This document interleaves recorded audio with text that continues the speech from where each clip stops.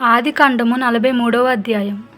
ఆ దేశమందు కరువు భారముగా ఉండెను గనుక వారు ఐగుప్తు నుండి తెచ్చిన ధాన్యము తినివేసిన తరువాత వారి తండ్రి, మీరు మరలా వెళ్ళి మన కొరకు కొంచెం ఆహారము కొనుడని వారితో అనగా, యూదా అతని చూచి, ఆ మనుషుడు మీ తమ్ముడు మీతో ఉంటేనే గాని మీరు నా ముఖము చూడకూడదని మాతో గట్టిగా చెప్పెను. కాబట్టి నీవు మా తమ్ముని మాతో కూడా పంపిన ఎడల మేము వెళ్ళి నీ కొరకు ఆహారము కొందుము. నీవు వానిని పంపనొల్లని ఎడల మేము వెళ్ళము. ఆ మనుషుడు మీ తమ్ముని మీతో లేని ఎడల మీరు నా ముఖము చూడకూడదని మాతో చెప్పనెను. అందుకు ఇశ్రాయేలు, మీకు ఇంకొక సహోదరుడు కలడని మీరు ఆ మనుషునితో చెప్పి నాకు ఇంత శ్రమ కలుగజేయనేలా అనగా, వారు, ఆ మనుషుడు మీ తండ్రి ఇంకా సజీవుడై ఉన్నాడా, మీకు సహోదరుడు ఉన్నాడా అని మమ్మను గూర్చి మా బంధువులను గూర్చి ఖండితముగా అడిగినప్పుడు మేము ఆ ప్రశ్నలకు తగినట్టు అతనికి వాస్తవము తెలియజెప్పితిమి. మీ సహోదరుని తీసుకుని రండని అతడు చెప్పునని మాకెట్లు తెలియననిది. యూదా తన తండ్రి అయిన ఇశ్రాయేలును చూచి, ఆ చిన్నవానిని నాతో కూడా పంపుము, మేము లేచి వెళ్ళుదము. అప్పుడు మేమే కాదు, నీవును మా పిల్లలను చావక బ్రతుకుదుము. నేను అతని గూర్చి పూటపడుదును, నీవు అతని గూర్చి నన్ను అడగవలెను. నేను అతన్ని తిరిగి నీ యొద్దకు తీసుకుని వచ్చి నీ ఎదుట నిలువబెట్టని ఎడల ఆ నింద నా మీద ఎల్లప్పుడూ ఉండును. మాకు తడవు కాకపోయిన ఎడల ఈ పాటికి రెండో మారు తిరిగి వచ్చి ఉందుమని చెప్పగా, వారి తండ్రి అయిన ఇశ్రాయేలు వారితో, అట్లైన మీరు ఇలాగూ చేయుడి. ఈ దేశమందు ప్రసిద్ధములైనవి అనగా కొంచెము మస్తకి, కొంచెము తేనె, సుగంధ ద్రవ్యములు, బోలము, పిస్తచాకాయలు, బాదము కాయలు మీ గోనెలలో వేసుకుని ఆ మనుషునికి కానుకగా తీసుకొని పోడి. రెట్టింపు రూకలు మీరు తీసుకొనుడి. మీ గోనెల మూతిలో ఉంచబడి తిరిగి వచ్చిన రూకలు కూడా చేతపట్టుకుని పోయి మరలా ఇచ్చివేయుడి. ఒకవేళ అది పొరబాటై ఉండును, మీ తమ్ముని తీసుకుని లేచి ఆ మనుషుని యొద్దకు తిరిగి వెళ్ళుడి. ఆ మనుషుడు మీ ఇతర సహోదరుని బెన్యామీనును మీకు అప్పగించినట్లు సర్వశక్తుడైన దేవుడు ఆ మనుషుని ఎదుట మిమ్మను కరుణించునుగాక. నేను పుత్రహీనుడనై ఉండవలసిన ఎడల పుత్రహీనుడనగుదునని వారితో చెప్పెను. ఆ మనుషులు ఆ కానుకను తీసుకుని చేతుల్లో రెట్టింపు రూకలను తమ వెంట బెన్యామీనును తీసుకుని లేచి ఐగుప్తునకు వెళ్ళి ఏసేపు ఎదుట నిలిచిరి. ఏసేపు వారితోనున్న బెన్యామీనును చూచి తన గృహ నిర్వాహకునితో, ఈ మనుషులను ఇంటికి తీసుకొని పోయి ఒక వేటను కోసి వంట సిద్ధము చేయించుము. మధ్యాహ్నమందు ఈ మనుషులు నాతో భోజనము చేదురని చెప్పెను.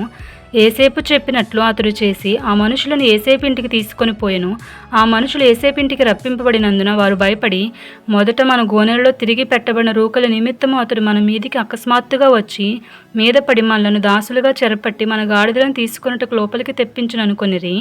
వారు ఏసేపు గృహ నిర్వాహకుని యొద్దకు వచ్చి ఇంటి ద్వారమున అతనితో మాట్లాడి, అయ్యా, ఒక మనవి. మొదట మేము ఆహారము కొనుటకే వచ్చితిమి. అయితే మేము దిగిన చోటికి వచ్చి మా గోనెలను విప్పినప్పుడు ఇదిగో మా రూకలు తూనికకు సరిగా ఎవరి రూకలు వారి గోనెమూతిలో నుండెను. అవి చేతపట్టుకుని వచ్చితిమి. ఆహారము కొనుటకు మరి రూకలను తీసుకుని వచ్చితిమి. మా రూకలను మా గోనెలలో ఎవరు వేసిరో మాకు తెలియదని చెప్పిరి.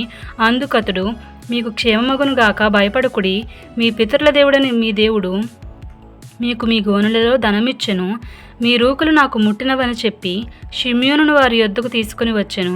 ఆ మనుషుడు వారిని ఏసేపు ఇంటికి తీసుకుని వచ్చి వారికి నీళ్ళియ్యగా వారు కాళ్ళు కడుక్కొనిరి. మరియు అతడు వారి గాడిదలకు మేత వేయించెను.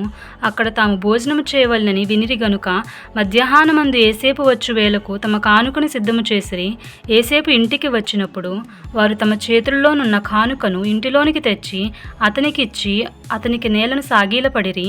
అప్పుడు మీరు చెప్పిన ముసలివాడైన మీ తండ్రి క్షేమముగా ఉన్నాడా, అతడు ఇంకా బ్రతికి ఉన్నాడా అని వారి క్షేమ సమాచారం అడిగినందుకు వారు, నీ దాసుడైన మా తండ్రి ఇంకా బ్రతికి ఉన్నాడు, క్షేమముగానున్నాడని చెప్పి వంగి సాగీలపడిరి. అప్పుడు అతడు కన్నులెత్తి తన తల్లి కుమారుడును తన తమ్ముడైన బెన్యామీనును చూచి, మీరు నాతో చెప్పిన మీ తమ్ముడు ఇతడేనా అని అడిగిని. నా కుమారుడా, దేవుడు నిన్ను కరుణించునుగాక అనెను. అప్పుడు తన తమ్ముని మీద ఏసేపునకు ప్రేమ పొర్లుకుని వచ్చెను గనుక అతడు త్వరపడి ఏడ్చుటకు చోటు వెతికి లోపలి గదిలోనికి వెళ్ళి అక్కడ ఏడ్చెను. అప్పుడు అతడు ముఖము కడుగుకొని వెలుపలికి వచ్చి తను అణుచుకొని భోజనము వడ్డించుటని చెప్పెను. అతనికిని వారికిని అతనితో భోజనము చేర్చిన ఐగుప్తీలకును వేరువేరుగా వడ్డించిరి. ఐగుప్తీలు హెబ్రీలతో కలిసి భోజనము చేయరు. అది ఐగుప్తీలకు హేయము. జ్యేష్ఠుడు మొదలుకొని కనిష్ఠుని వరకు వారు అతని ఎదుట తమ ఈడు చొప్పున కూర్చుండిరి గనుక ఆ మనుషులు ఒకని వైపు ఒకడు చూచి ఆశ్చర్యపడిరి. మరియు అతడు తన ఎదుట నుండి వారికి వంతులెత్తి పంపెను. బెన్యామీను వంతు వారందరి వంతుల కంటే 5 అంతలు గొప్పది. వారు విందు ఆరగించి అతనితో కలిసి సంతుష్టిగా త్రాగిరి.